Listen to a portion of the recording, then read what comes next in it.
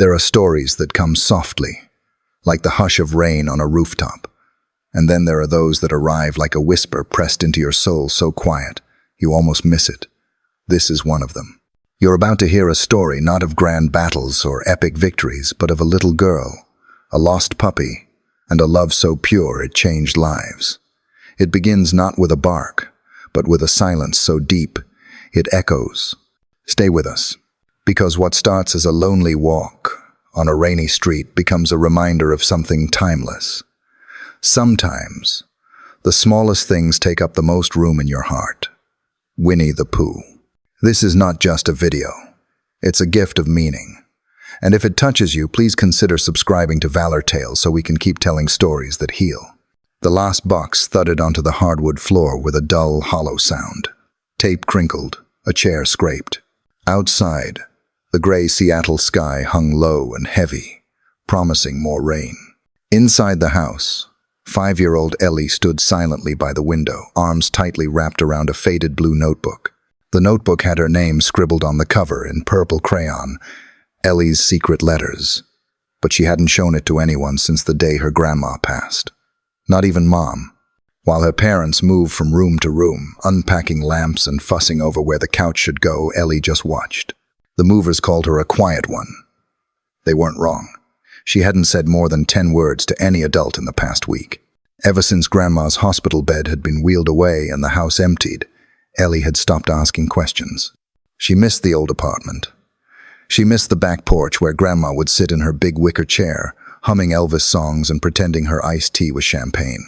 She missed the stories, the scratchy cardigans, the smell of peppermint gum. But most of all, she missed the sound of her name when Grandma said it.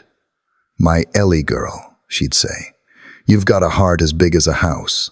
Now Ellie stood in a new house, in a neighborhood full of trimmed lawns and carefully potted plants, and no one knew her name. No one knew anything about her at all. That afternoon, her mom nudged her gently. "Why don't you go say hi to the neighbor girl? She looks about your age." Ellie looked out the front window. Across the street stood a little girl with a pink scooter, winding lazy loops down the sidewalk. Her pigtails bounced with every turn. For a moment, Ellie hesitated, then slipped on her sneakers. She crossed the street slowly, clutching her notebook tight. "Hi," Ellie said, her voice barely louder than a whisper. The girl stopped, frowning. "Who are you?" "I'm Ellie. I live right there now," she said, pointing. The girl squinted. "You talk weird. Are you from, somewhere else?" Ellie opened her mouth, but nothing came out. "You're a weird girl," the girl said. "I'm Amy. Don't follow me." And she kicked off, zooming down the sidewalk like Ellie had vanished. Ellie stood still, cheeks burning. From the porch nearby, a woman called out, "Amy, be nice." Her voice was sharp, clipped. The woman, Amy's mom, glanced at Ellie with polite stiffness. "Sorry about that.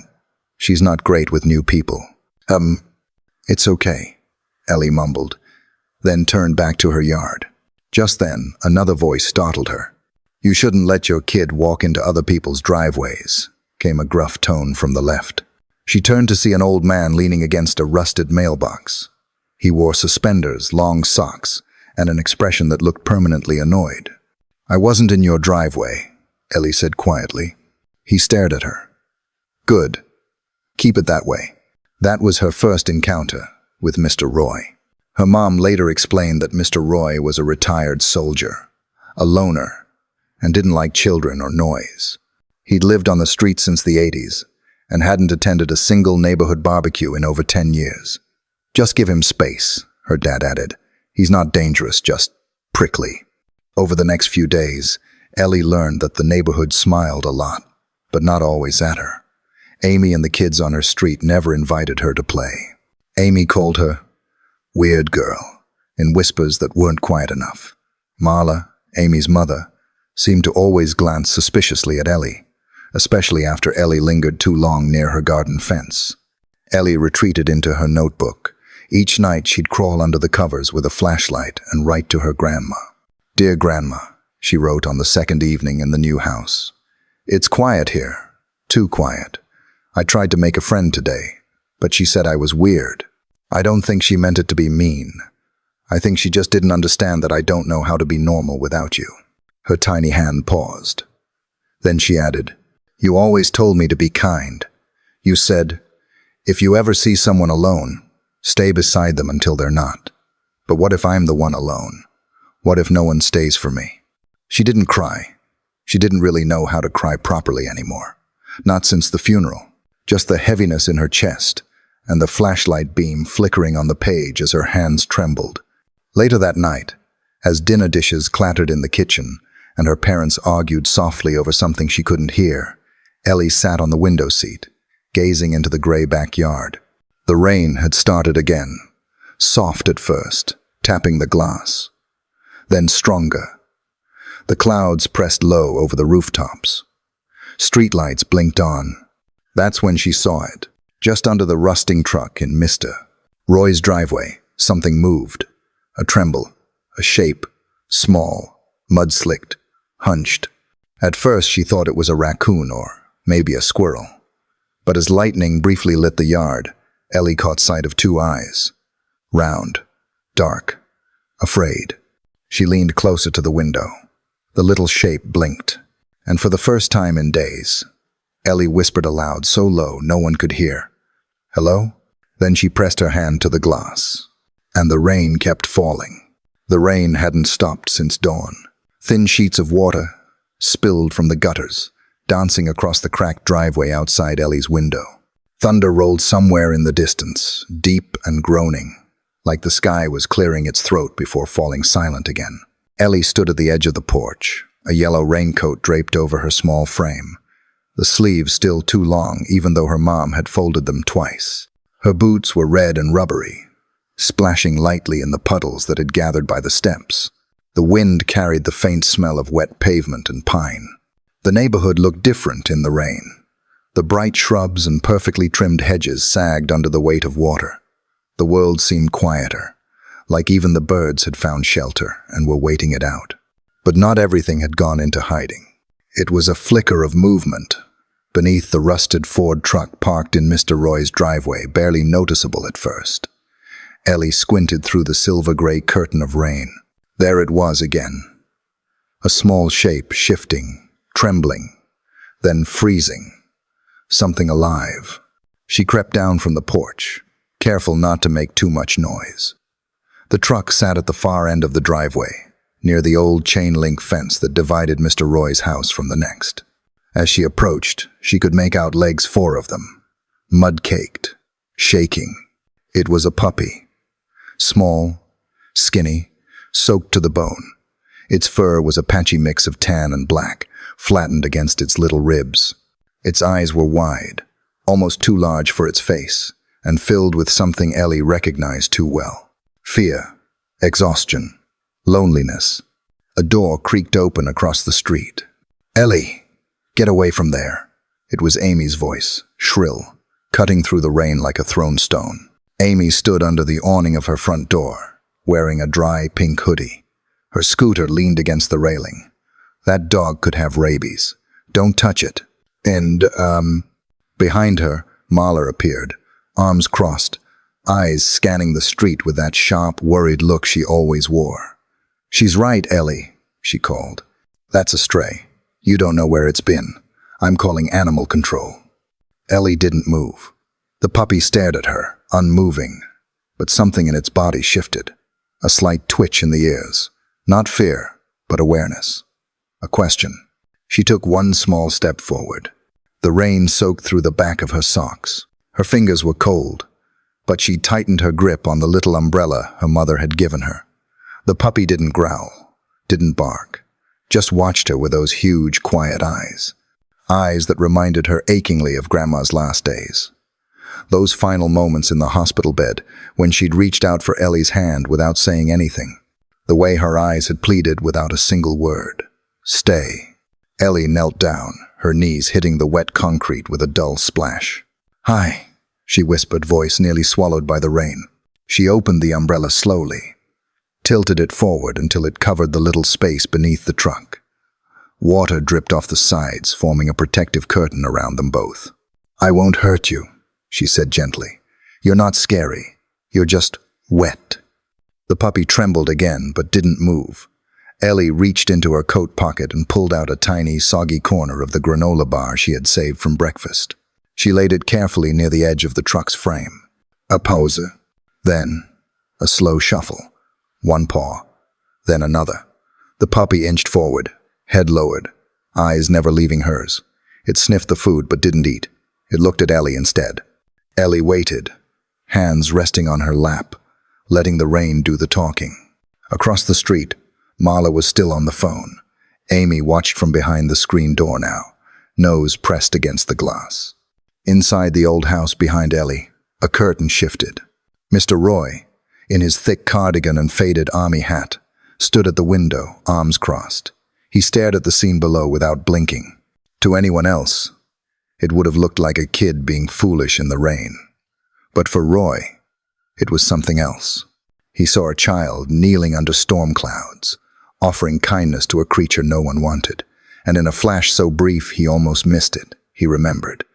A jungle, a boy no older than 19, and a dog brave, loyal, wounded dragging itself through the mud beside him. He shut the curtain. Back outside, Ellie reached her hand toward the puppy, palm open. "You can come with me," she murmured, "just for a little while."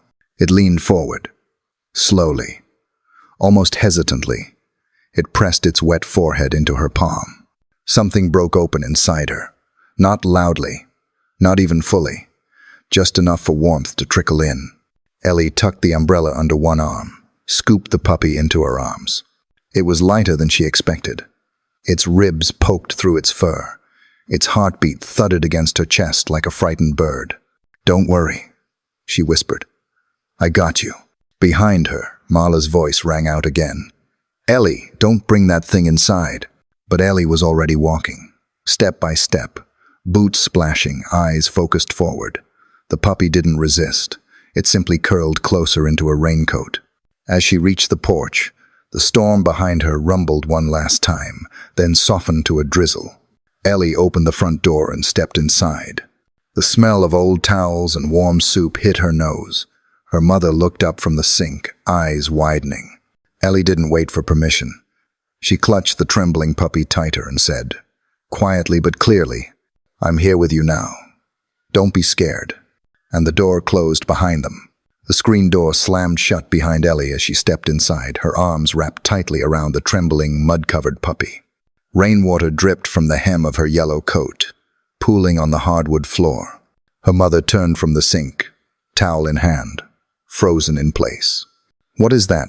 she asked, though she clearly already knew. Ellie blinked, her cheeks flushed pink from the cold. "It's a puppy," she whispered. "He was under the truck. He was all alone." "Ollie, you can't bring that in here," her mother snapped, taking a step forward. "Ellie, he could be sick. He could have fleas or worse." "He's cold," Ellie said softly, "and scared." I said no. Her mother's voice cracked like a branch underfoot. "We don't know where it's been. It could bite you. It could hurt you. We don't bring animals into this house, especially strays." Ellie didn't move. She looked down at the puppy in her arms, now tucked tightly against her chest. He was shivering, eyes closed, too exhausted to protest.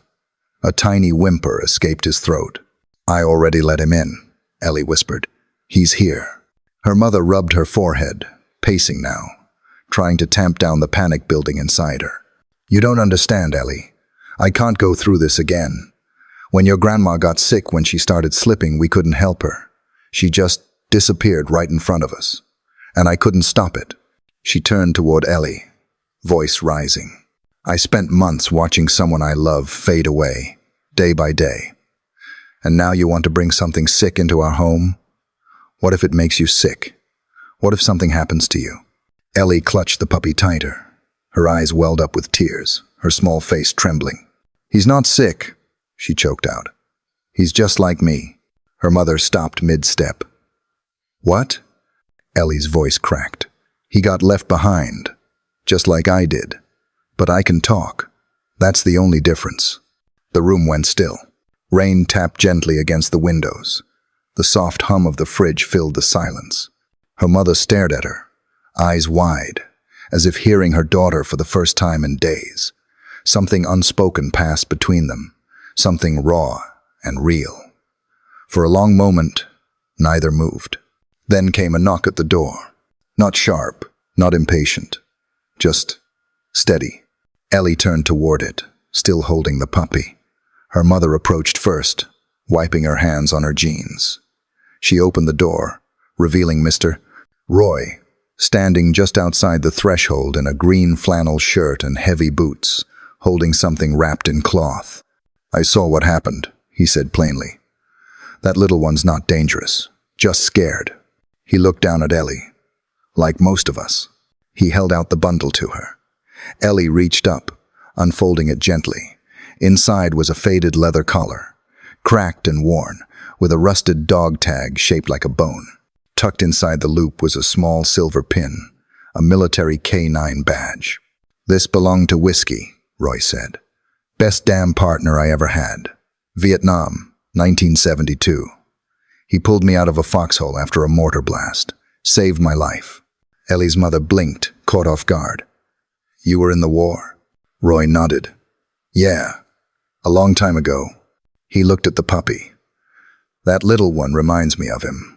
Same eyes, same heart, small body, big soul."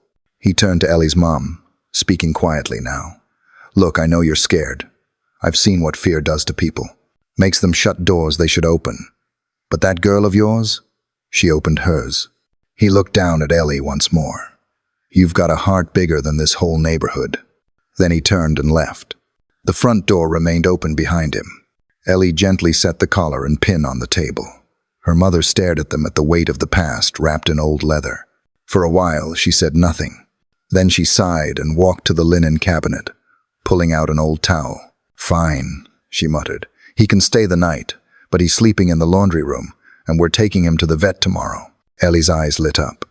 "Really? Just one night," her mom said firmly. "And I'm not cleaning up after him." "I will," Ellie promised. She knelt by the kitchen floor and began gently wiping down the puppy's damp fur with the towel. He barely moved, but his tail thumped once against the tile. "What's his name?" her mom asked quietly, still watching. Ellie smiled. "Peanut," she said, "because he's tiny, stubborn, and a little cracked." Her mother let out a reluctant breath, half sigh, half laugh. Peanut blinked up at them with soft, sleepy eyes. Then, with great effort, he curled up in the towel, his head resting against Ellie's foot. The rain outside softened into a quiet drizzle. For the first time in a long time, something in the house felt warm again. And Peanut stayed. Peanut settled into their home as if he'd always belonged. He followed Ellie everywhere, from the kitchen to the hallway, to the front porch and back again. If Ellie sat, he curled up by her foot. If she stood, he stood. And at bedtime, when the house went quiet and the walls whispered old sounds of unfamiliar pipes and wind slipping through cracks, he crawled under her blanket, curled into the space behind her knees, and slept. For the first time since the funeral, Ellie wasn't afraid to close her eyes. Her mom still kept her distance, watching the puppy with an uneasy expression. But she no longer told Ellie to keep him outside. Some mornings, Ellie even found her mother sneaking him little bits of scrambled egg from the corner of her plate, though she never admitted it out loud. One morning, while Ellie was showing Peanut how to jump through a hula hoop in the yard, he mostly just rolled under it. Mr. Roy called out from his porch. "He's got spirit," the old man grunted, folding his arms. "Reminds me of someone I used to know." Ellie looked up, squinting against the sun. "Who?" Roy's mouth curled into something that almost resembled a smile. "Come over here," he said. "I'll show you." Ellie walked across the street with Peanut trotting at her side. The sidewalk still smelled faintly of last night's rain. Mr. Roy was already shuffling back into his garage, waving her to follow. Inside, the walls were lined with tools and dusty wooden shelves stacked with tins, jars, and boxes. The place smelled like metal and old leather. On one wall hung a faded American flag. Beneath it, a photo in a cracked frame showed a much younger Roy, dressed in fatigues, kneeling beside a German shepherd. They both looked straight at the camera, alert, determined, bonded. "That's Whiskey," Roy said, tapping the frame with one finger. 1970. 2. Da Nang. Oh, he was your dog? Ellie asked, stepping closer. My partner, Roy corrected gently. We served together. He could sniff out bombs, track enemy movement, find wounded soldiers in the brush. Smartest dog I've ever known. He paused, his eyes clouding. Saved my life more than once. Last time, well, I couldn't return the favor. He didn't explain further, and Ellie didn't ask. She could tell some things were too sharp to say out loud, even after so many years.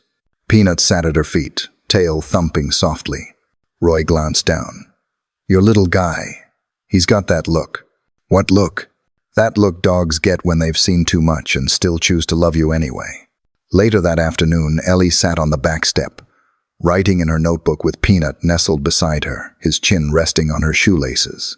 Dear Grandma, she wrote, Mr. Roy had a dog once. His name was Whiskey. He wore a vest and had a badge and everything. He saved Mr. Roy in the war. But then he died. She paused, biting her lip. Peanut doesn't have a vest or a badge, but I think he has the same kind of heart. He sleeps with me so I don't get scared, and he makes me laugh when I want to cry. I think maybe you sent him to me, so I wouldn't be so alone. She didn't show the letter to anyone, but she folded it carefully and slid it into the notebook's back pocket. The next day, something unexpected happened. Mr. Roy had come by to fix the squeaky screen door at their front porch. He claimed the noise could drive a man to madness, and Ellie offered to bring him a glass of lemonade. As he sat on the porch step, tapping his fingers absently against the wood, Peanut perked up. He tilted his head. Then he barked. Not just any bark. One sharp woof, then another, then 3 soft ones, evenly spaced. Tap, tap, tap, bark, bark, bark. Mr. Roy froze. He tapped again, a slow rhythm against the porch rail. 3 beats. Pause. 2 beats. Peanut responded with the same cadence, 2 soft barks. Roy looked up slowly. That was our signal, he said, his voice barely more than a whisper. That's how Whiskey and I talked in the field. Ellie blinked. You mean like Morse code? Close enough, Roy said. Only, I never taught that to anyone else. No. He sat in silence for a long time after that, eyes on the little dog sitting patiently at Ellie's feet. Then, without a word, he stood, disappeared down the sidewalk, and returned 15 minutes later with a small wooden box. He placed it gently on Ellie's lap. I made this for Whiskey, but never had the heart to finish it after he, Ellie opened it slowly. Inside was a brass name tag, untouched. Next to it, a little pouch of leather scraps and a tiny screw-on ring with a miniature bone-shaped tag. You want to help me finish it? Roy asked. Ellie beamed. Yes. They spent the afternoon sanding, polishing, and gently engraving. Mr. Roy showed Ellie how to use the little metal tool, his hands steady despite the years. By sundown, Peanut had a collar soft brown leather, just big enough for his neck, and a tag that clinked when he walked. One side read, Peanut. The other, barely visible, carried 4 simple words. Whiskey lives on. The morning air was crisp, touched with the first hint of fall. The dew on the lawn glistened under a sleepy sun, and the neighborhood, for once, felt alive in a gentle kind of way. Ellie had just finished brushing Peanut's fur, which was still comically uneven from the bath she and Mr. Roy had given him 2 days earlier. His collar clinked with every bounce, the tag Peanut flashing in the light like a proud little badge. Beneath it, the words, Whiskey lives on, remained their quiet secret. Ready? Ellie whispered. Peanut tilted his head, as if considering it, then wagged his tail with enough enthusiasm to lift his back paws off the ground. Let's go, she giggled, and the two headed to the front yard. Across the street, Amy was out early too, dragging her plastic scooter in uneven circles. Her face still held its usual pout, but today it was softened by curiosity. Ellie noticed but said nothing. Instead, she grabbed a small rope toy and tossed it. Peanut darted after it, paws skimming the grass like wind. He tripped over the rope, rolled, and landed with a grunt. his legs flailing in all directions. Ellie burst into laughter. Amy stopped scootering, watched, then stepped closer. It was then that fate and poor timing introduced a twist. Out of nowhere, Peanut spotted something at the edge of Marla's well-manicured flower bed, a rubber chicken lawn ornament, brightly painted and wobbling in the breeze. It quivered slightly as the wind pushed it. To Peanut, this was no ornament. It was prey. With a heroic yelp, he lunged. Peanut, no. But it was too late. He barreled across the street, dove into the flower bed, and tackled the fake chicken with the full might of his 12-pound frame. It went flying, knocking over 2 potted mums and a garden gnome on the way down.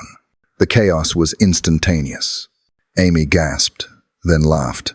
Not just a polite giggle, a full, deep belly laugh. The kind Ellie had never heard from her. Amy dropped her scooter and clutched her stomach. "Did you see that?" she howled. "He attacked the chicken like it owed him money." Even Ellie couldn't help it. She laughed too, falling to the grass. Peanut, now tangled in a rose bush, looked up with wild satisfaction. But not everyone was amused. Marla came storming out of the front door, cordless phone in hand, robe flapping like a flag of war. "What is going on here? What happened to my flowers?" Ellie stood up quickly. "I'm sorry, he didn't mean he saw the chicken and—" "Your dog," Marla snapped. "Just destroyed private property. Do you think that's funny?" Amy quieted down, straightened up, her smile fading. "I'll fix it," Ellie offered. "I'll clean everything." "No," Marla said, holding up a hand. "This has gone too far. I warned your mother. I warned this street. That dog is unlicensed, unvaccinated, and clearly untrained. I've had enough." She turned and marched back inside, slamming the door behind her. 2 hours later, Ellie overheard her mom on the phone. "Yes, I understand, Marla. No, Ellie didn't mean for it to happen. He's a puppy." There was a pause. "You're submitting a petition?" Ellie pressed her ear to the hallway wall. Her mom sighed. "I'll talk to her." "Yes, thank you." She hung up. That evening, the letter arrived. An official complaint filed with the Homeowners Association, citing violation of neighborhood pet ordinances and an unlicensed canine residing on the premises. The paper trembled in Ellie's mother's hands. "She really did it," her mom muttered, shaking her head. "Unbelievable." Ellie stood at the doorway, holding Peanut in her arm. "She's scared," Ellie said. Her mom looked up. "What?" "She's not mean. She's scared. She said she got bit by a dog once. Maybe that's why she hates him." Her mother exhaled, lowering the letter. "It's not that simple, Ellie. It is to me." Her mom looked at her, not annoyed, not tired, just deeply conflicted. "That little dog has brought you more peace than I've seen in months," she said. "But this isn't just about us anymore." Oh. That night, Ellie wasn't allowed to let Peanut sleep in her room. Her mom didn't scold her. She just said softly, "We need to keep things quiet for a while." So Peanut slept in the laundry room again. Ellie sat beside the closed door, one hand under the gap, fingers barely brushing his fur. The house felt quieter than usual, not the good kind of quiet. She stared out the window as the sky darkened. Amy's porch light flicked on, but no one was outside. Ellie pulled out her notebook. "Dear Grandma," she wrote. "Today, Peanut made Amy laugh.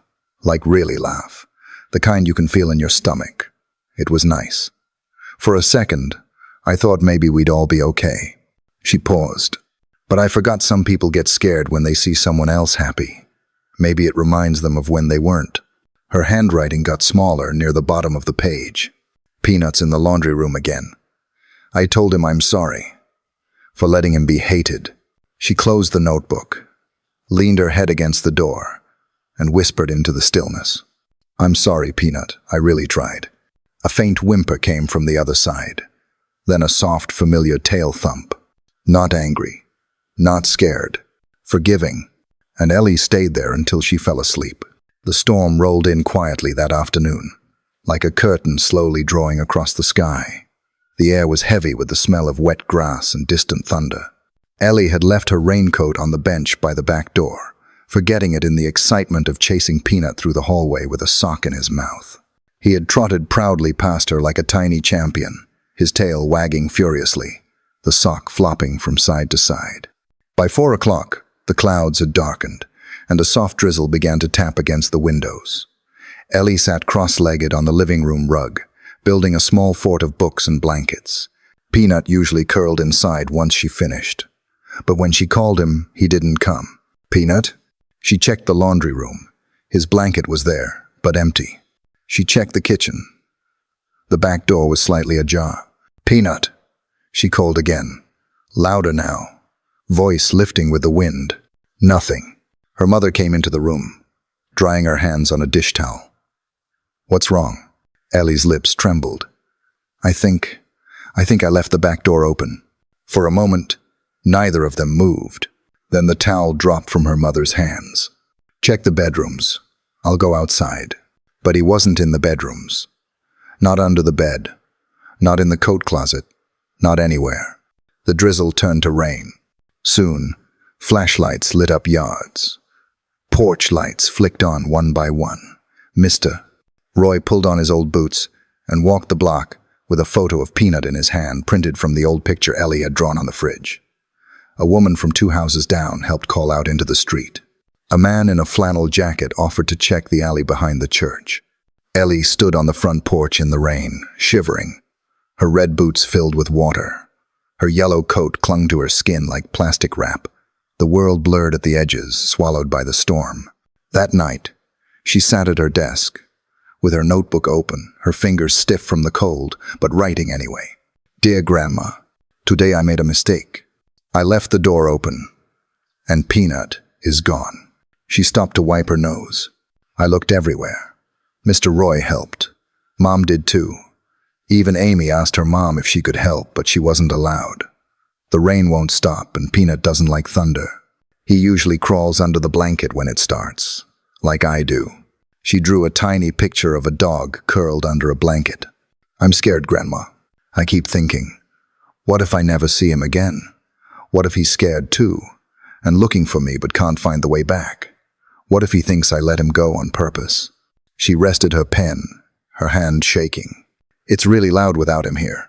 Not in the house. In my chest." Later that night, her mom gently lifted her from the desk, carried her to bed. Ellie didn't wake.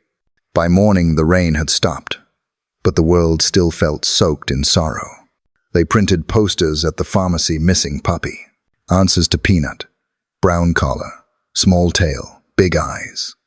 Ellie held one as she and her mom walked the street again, taping them to lampposts and telephone poles. She taped one to the tree in front of Mr. Roy's house. He patted her shoulder and handed her a bag of dog treats. "In case he hears you shaking it," he said. By afternoon, still no word. The silence had become heavier than the storm. "Dear Grandma, it's been almost a day. I didn't know a day could be so long. I keep imagining Peanut sitting under a tree, waiting. Or maybe he found someone nice. Maybe he made a new friend. I hope they're feeding him. I hope they're not yelling. I hope he still has his collar." She sighed. "I just want him to know I didn't mean to lose him. He wasn't a pet. He was my person." It was late afternoon when the phone rang. Her mother answered it in the kitchen. At first, her voice was calm, then surprised, then hopeful. "Ellie," she called. "Come here."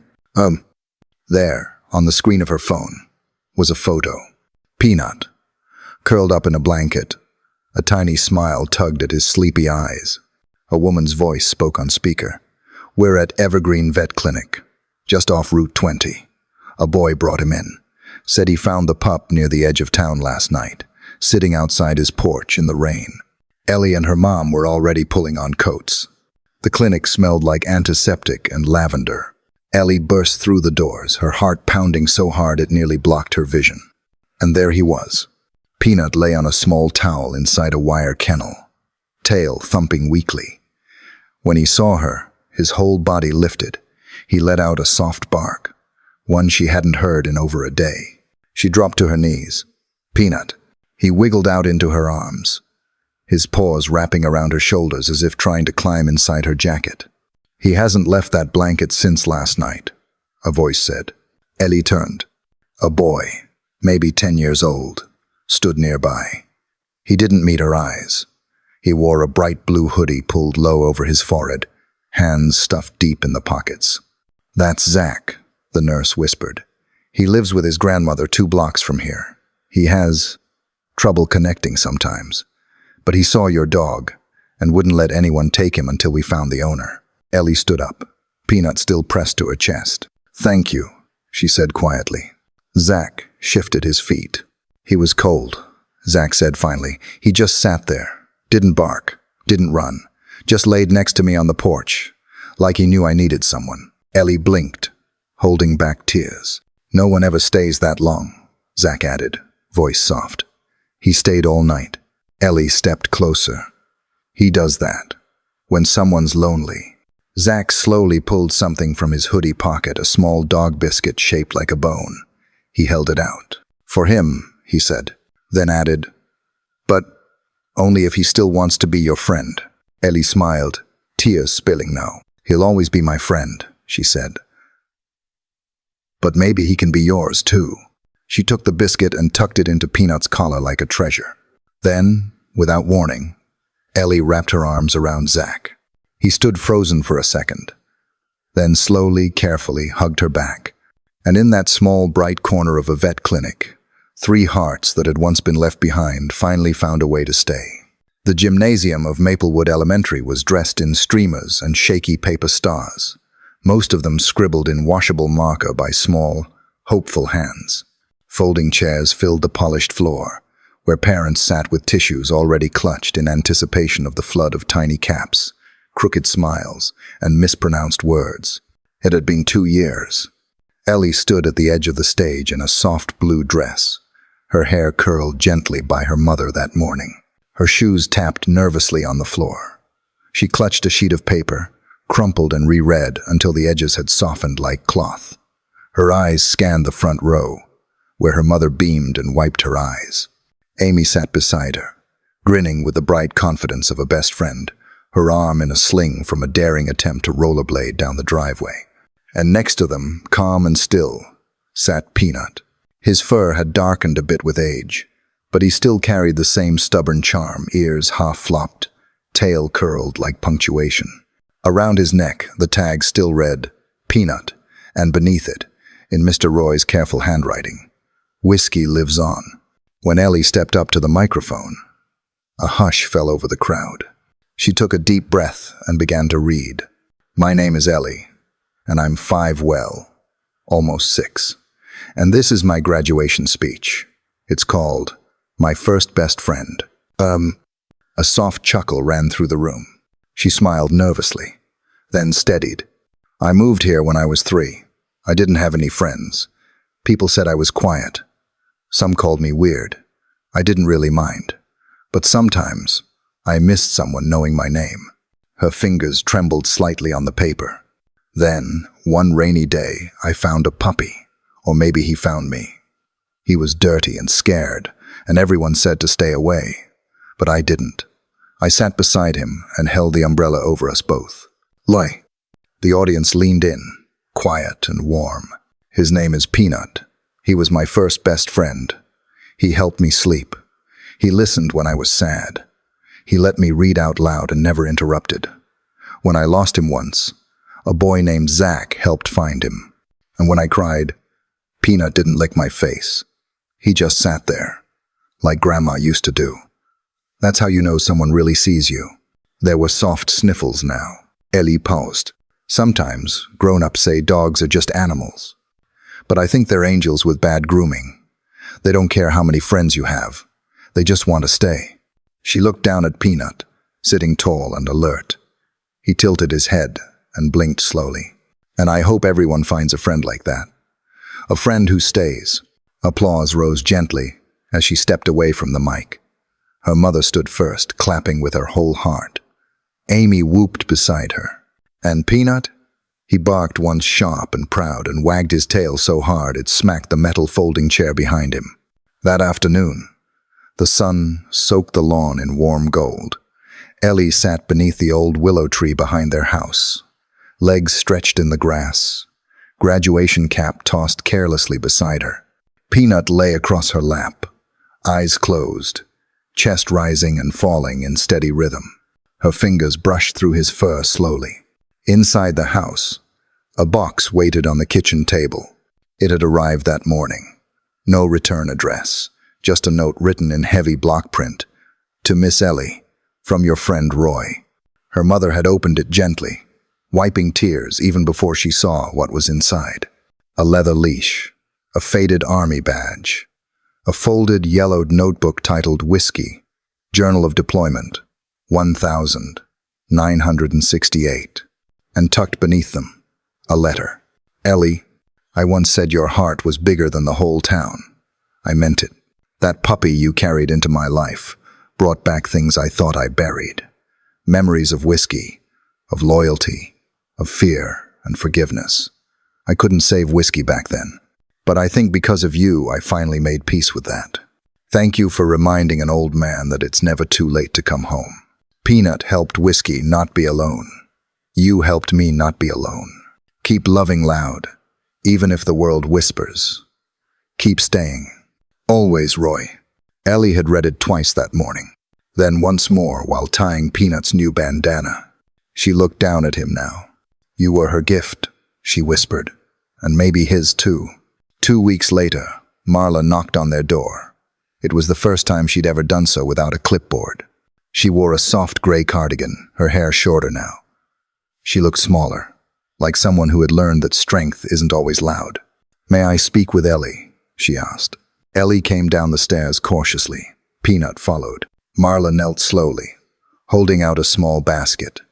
Inside were training clickers, therapy treats, and laminated cards that read, Certified Therapy Companion, Training Pending. I've been recovering from a small stroke, she said. I go to group sessions twice a week. They let patients bring comfort animals sometimes.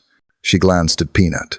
I was wondering if he'd come with me, just once, to see how it feels. Ellie hesitated. Peanut walked up and gently placed his paw on Marla's shoe. She smiled. I used to be too scared to see the good. I thought fear was safer than hope. But I'm learning again. From a dog. From a girl. Peanut ended up going with her every Wednesday. He'd sit quietly beside her while she listened, while she talked. And every time he did, someone new would lean forward, reach down, and smile for the first time in weeks. Ellie wrote about it in her journal. Dear Grandma, I think Peanut has more jobs than most adults now. He helps Amy when she's scared of tests. He helps Marla when she's quiet for too long. He helped Mr. Roy let go. And he helps me remember you without crying every time. I used to think he was just mine. But now I think, maybe he's everybody's. One evening, after a long walk, Ellie sat with Peanut on the porch steps. The sunset painted the sky in wild orange and soft pink. The wind smelled like honeysuckle and summer grass. Ellie rested her head against Peanut's.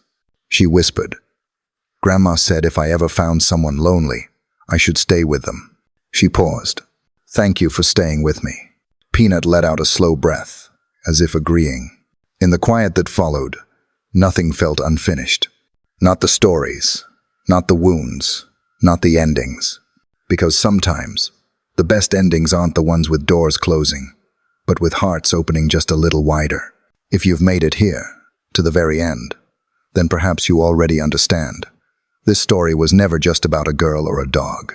It was about all of us, how we carry our grief like folded letters in our pockets, and how sometimes love finds us in the most unexpected forms, like muddy paws and soulful eyes. Ellie and Peanut's journey reminds us that being seen, being heard, and simply being there for someone can save a life.